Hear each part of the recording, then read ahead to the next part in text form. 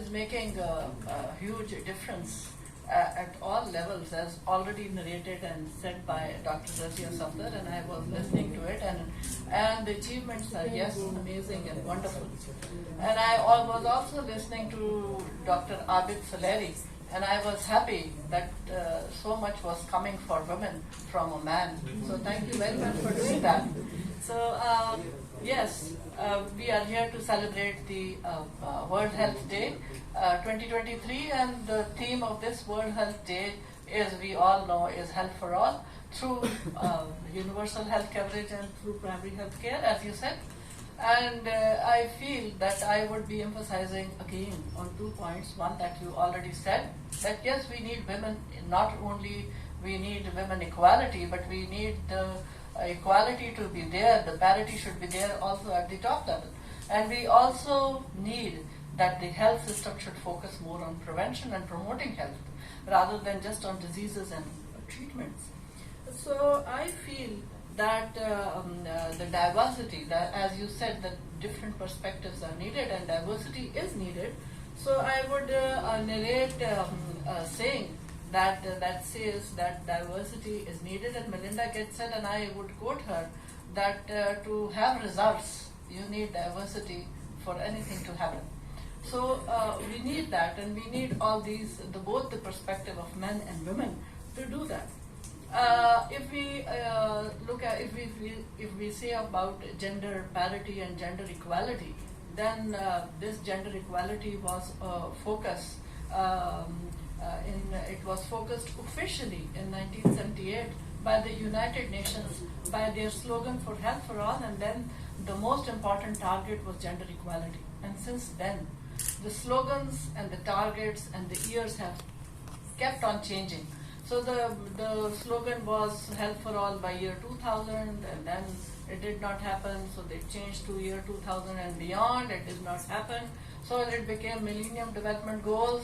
Still we did not achieve it, so it became, now it is Sustainable Development Goals. The goals kept on changing somewhat, the years of achievement kept on changing, but one goal was always there, and that was gender equality. In spite of that goal that was so important that it was always there, we did not achieve the gender equality. And when we talk of Pakistan, the Global Gender Gap Index ranked Pakistan amongst the worst countries of gender equality. But when I talk about the healthcare force, as you gave us the statistics and data, in healthcare workforce, when we see the gender equality, so we think that the situation is good, because 70% of the healthcare workforce is women, as doctors, as nurses, as paramedics, as midwives. But then why, my question is, then why we have such bad women health indices? Why we have those problems? And why the health indices are poor for women both at globally and the national level?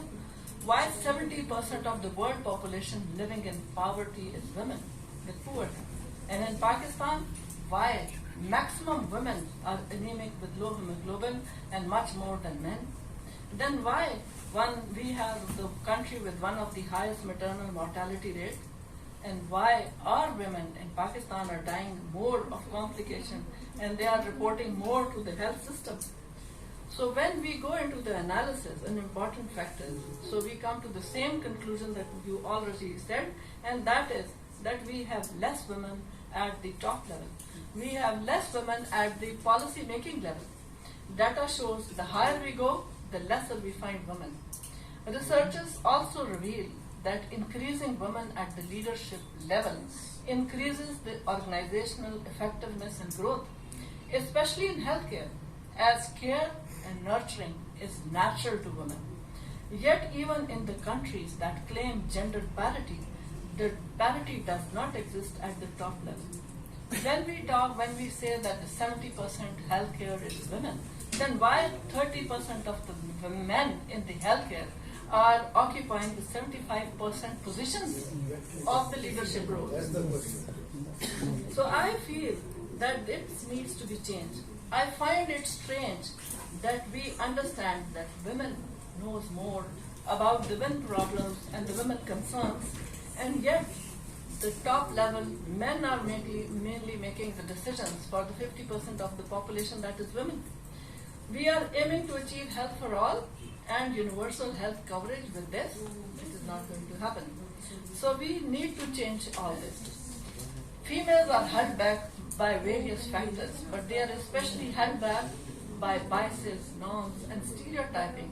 So collective efforts are needed and the mindset needs to be changed. Many of us, the young women leaders sitting here, must have struggled and much more to cross these unseen barriers and to shatter these glass ceilings. If I talk of my experiences, yes, I had to struggle a lot. And I had to face all those barriers too. But we, all the leaders, must make difference in our homes, our workplaces, and our cultures. Especially, we, the empowered women, should be empowering other women. This is another factor that we need to consider. I was myself a third Major General after a decade of a previous Major Generals. Yes, I was a Lieutenant General after 75 years of independence. But when I became a Major General, I struggled and made 4 more Major Generals as female Major Generals. And because of that, and they are all making remarkable differences at their own places. If I talk of them, that would be a history. But I just want to say that one is commanding a bone marrow transplant center, and that has become the biggest bone marrow transplant center of Pakistan with more than 3,000 transplants presently. And then we're talking about COVID-19. So another Major General, she was leading COVID-19 of the military, and she was doing remarkable. So we need to have these women there, and they will make a difference to the healthcare. We also, I talk about the women, and I say that the women need to have freedom from their fears. They have to come out, and they have to work against their goals, but not against men. I will say to the females, please don't blame men, engage men. We don't need gender rivalship. We need gender partnership to have health for all and to have universal health coverage. The universal health coverage index increased from 45 in the year 2000 to around 70 in 2019. But then came COVID-19, and this disrupted all the health services, and the challenges increased. So I feel that rightly United Nations, WHO, and we have this focus on health for all for this year. Ladies and gentlemen, as a public health specialist, my also concern is that when we talk about healthcare, we should focus more towards prevention and for promotion of health, because health and universal health has health, and health is not just treating and curative services. It is also protection and promotion of health and prevention of diseases and rehabilitation. And we, since childhood, know that prevention is always better than cure. To build back better, we need to orient our health system towards preventive services that start by education and awareness of masses. It is the government, the society, mine and your responsibility to do this. So I feel that we should be doing this. So I will conclude by saying that we are the signatory to sustainable health services, and we also pledge to have health for all.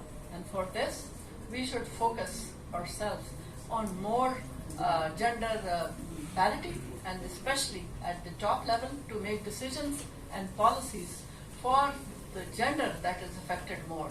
And also our focus should be oriented more towards preventing diseases and promoting health.